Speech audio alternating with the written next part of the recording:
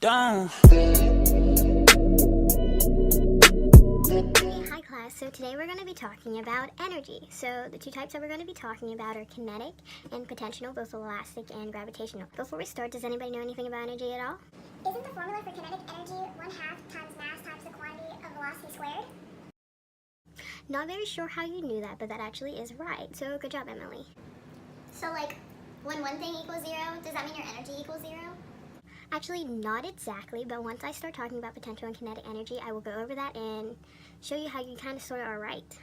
Okay, so kinetic energy can be defined as the energy of motion, whether it be horizontal or vertical. Its equation is 1/2 of the mass times the velocity squared.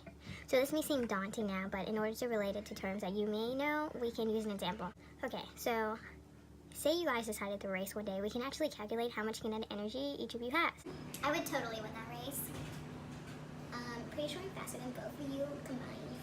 There's running involved? So, for instance, I'll be, what kind of car do you drive? How much is the weight? And pick a speed. I don't have a car, so it weighs nothing. Oh, sorry. Elizabeth, what about you? I have a Honda CRV. It weighs 1,500 kilograms, and I would be going 11.6 meters per second. Okay, good. And Emily, what about you? I have a Toyota Tacoma. That is 3,980 pounds. But if you have to convert it for kinetics, it's going to be 1,805 kilograms. And then plus, if I go 15 miles per hour, which is converted into 6.7 meters per second. So let's try that for an example and utilize this equation.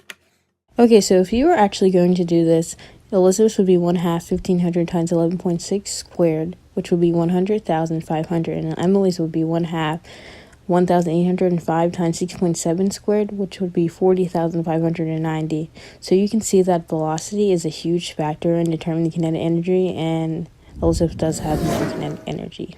Okay, so the second type of energy we're going to be talking about is potential energy, and there are two kinds. There's gravitational and there's elastic.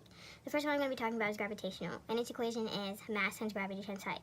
So going back to what Elizabeth said, you start at the ground, which would be your zero line. That means that for the height variable, h, your value is going to be 0. So if you multiply 0 by anything, you're going to get 0. So that's where your zero energy comes from. Using an example to make this a little easier, if I was to go on a slide, I would have two different types of energies based off of when I'm at the top and when I'm at the bottom. When I'm at the top, my energy is going to be different than when I'm at the bottom because I'm going to have height. Say I'm about 6 feet up. We could actually calculate my potential energy at the top, and then we can calculate at the bottom, which is going to be 0 anyway because there's 0. So the second one we're going to be talking about is elastic. It's literally almost like the kinetic energy, but it's a little different. So it's going to be 1/2 k times x squared, and your k is going to be your spring constant, which is different. You can look them up, or the problem may give it to you, or you can even test it if you really wanted to. And x is going to be your displacement from like the starting. So say that right here, like if you're on a spring and you like jump on it and it goes down, the distance between like the starting and where you went, that is going to be your x, and you're going to want to square that and multiply it out. So for an example, you may know, say Avi is jumping on a trampoline, we can actually calculate her potential energy elastically by plugging in the values that we know. When am I ever going to use this in real life? Yeah, really. Why are we busting out an equation to calculate me jumping on a trampoline? There's equations for everything. Yeah, I know the whole when will I ever use this jazz, but like, you could actually use it, like in real life examples.